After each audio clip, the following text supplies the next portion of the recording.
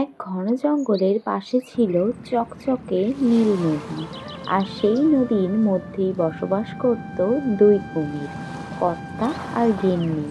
গিন্নি ছিল একটু খিটখিটে স্বভাবের, আর কর্তা ছিল বোকাশোকা। আর সেই জঙ্গলে বসবাস করত এক বানর, আর সেই বানর ছিল খুবই চালাক। কি রে বল্টু, আজকের দিনটা দেখেছিস? কি সুন্দর রোদ্দুর বেরিয়েছে চারিদিকে। যাবি বনের ভিতরে খেলতে?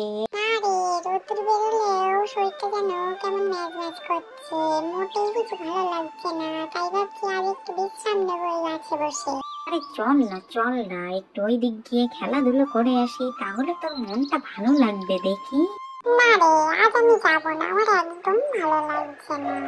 তাহলে যাবি না যখন, এখানে বসেই তোর সাথে গল্প করি। জানিস আমাদের নদীতে নতুন কুমির এসছে, সঙ্গে তার গিন্নিও এসছে। ওরে মামা রে মামা, সে গিন্নিটা এত খিটকেল, সারা দিন সেই কর্তার সাথে ঝগড়া করতে লাগে জানিস। তাই নাকি? কি বলছিস? তাহলে তো দেখতে হচ্ছে সেই কুমির ভাইয়াকে। আরে দেখতে পাবি, সব সময় কি জলের মধ্যে থাকবে নাকি? ঠিক কখনো না কখন বাইরে বেরোবে, তখন ঠিক দেখতে পাবি। হ্যাঁ, সেটা অবশ্য তুই ঠিক কথাই বলেছিস। সব সময় কি জলের মধ্যে বসে থাকবে নাকি? ঠিক কোনো না কোনো সময় বাইরে বেরোবে, তখন ঠিক সাক্ষাৎ হয়ে যাবে তার সাথে। আচ্ছা ঠিক আছে, এখন তাহলে আমি গেলাম। অনেক গল্প হলো আজ, আবার আসবো ক্ষণে।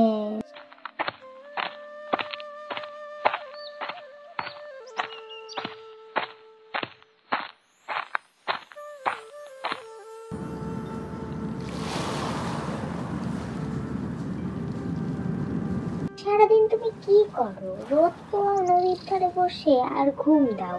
তুমি কি আমাকে একটু ভালোবাসো? দূর, কি বলো না গিন্নি, ভালোবাসা তো নদীর স্রোতের মতন আমার মনে যেরকম বইছে। তাহলে আমার জন্য বিশেষ কিছু এনে দাও। আমার অনেক দিন থেকে বানরের কলিজা খেতে ইচ্ছা করছে, এনে দেবে আমাকে? ও তাই নাকি?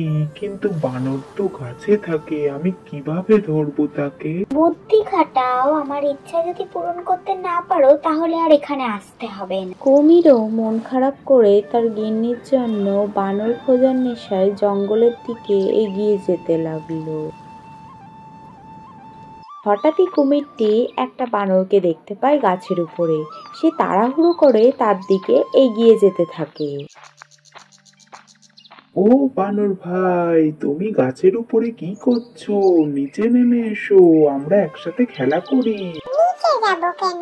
আমি বাবু ওপরেই ঠিক আছি। তোমার কি দরকার বলো না আমাকে। আরে আমি তো এসছি তোমার সাথে বন্ধুত্ব করতে।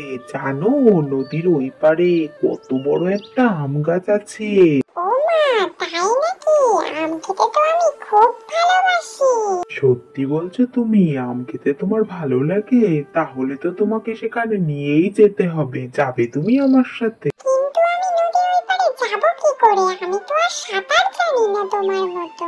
এ মা, সাঁতার জানতে হবে কেন? আমি আছি কি করতে? ওই যে বললাম না আমি তোমার বন্ধু, কালই তোমাকে নিয়ে যাবো ওইখানে আমার পিঠে বসিয়ে। সত্যি বলছো তুমি? খালি আমাকে নিয়ে যাবে? কি মজা! ঠিক আছে ভাই, আজ তাহলে গেলাম, কাল কিন্তু এই সময় চলে আসবো, তুমি তৈরি থেকো।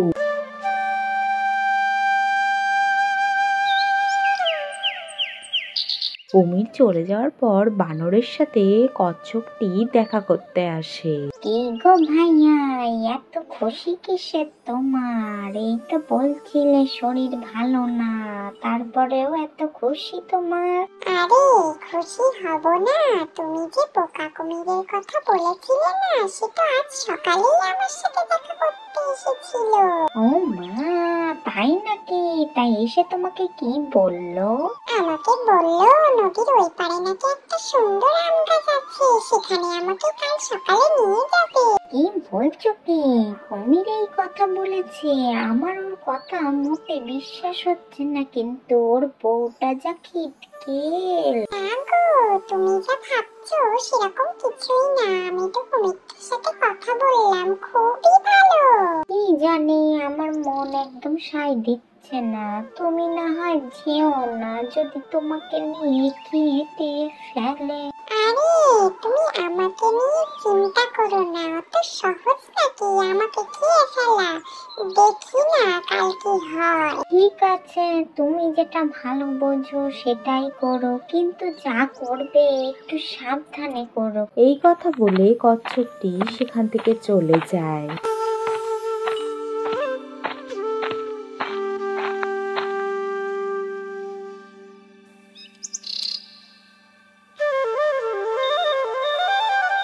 বন্ধু, তুমি নদীর মাঝখানটা একটু দাঁড়িয়ে যাও না, আমি কখনো আসিনি এরকম মাঝ নদীতে, কি ভালো লাগছে আমার। তাই নাকি?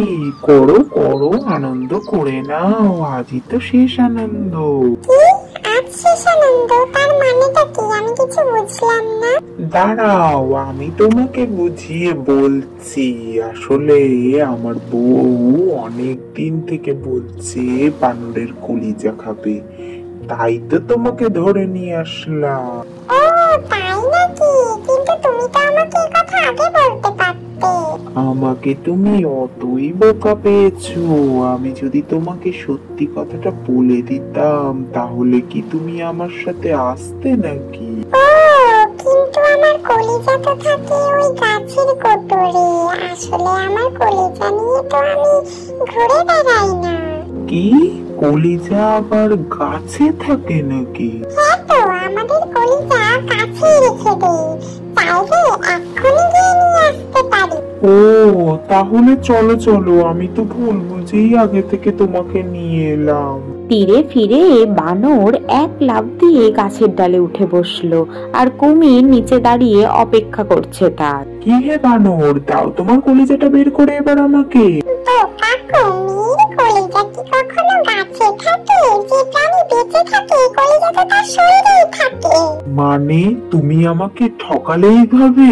বন্ধুত্বে হাত বাড়িয়ে নিজের বউয়ের জন্য আমাকে খেতে চেয়েছিলে, তাহলে কে ঠকালো বলো তো? ভালো করে একটু ভেবে দেখ। কুমিরটি মন খারাপ করে ঘরে ফিরে যেতে লাগলো, আর নিজের মধ্যে একটা অনুশোচনা বোধ হলো।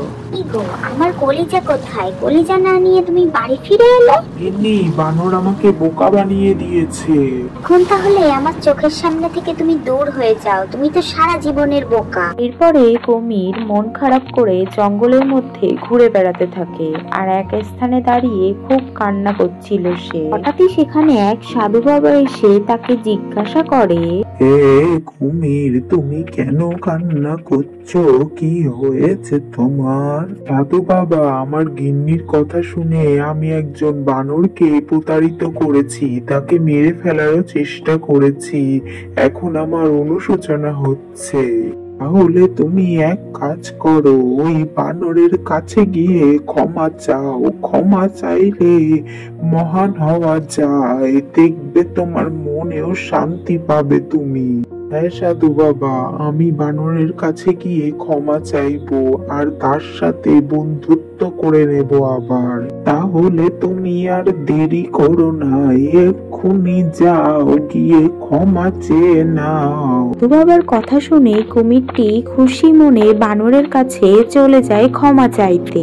বানর, আমার অনেক বড় ভুল হয়েছে, আমি তোমার ক্ষতি করতে চেয়েছিলাম, আমাকে ক্ষমা করে দাও। তুমি আমার কাছে ক্ষমা চাইছো কেন? তুমি তো তোমার গিন্নির কথা শুনে আমার সাথে প্রতারণা করেছিলে, আমি তোমাকে সেই দিনই ক্ষমা করে দিয়েছিলাম। সত্যি বলছো?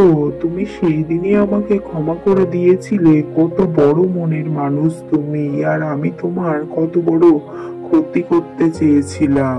আর মন খারাপ করে থাকতে হবে না, এখন থেকে আমরা দুজন বন্ধু হলাম। সত্যি বলছো তুমি? আমার খুব আনন্দ হচ্ছে, এখন থেকে তোমাদের রক্ষা করব আমি। এরপর থেকে বানর আর কুমির দুজন মিলেমিশে থাকতে লাগলো, আর জঙ্গলের কেউ তাদের ক্ষতি করতে পারলো না। আর আজকের প্রশ্ন থাকছে, বোকা কুমিরের গিন্নি তার কাছে কি খেতে চেয়েছিল? সঠিক উত্তরদাতাদের নাম পরবর্তী ভিডিওতে মেনশন করা হবে।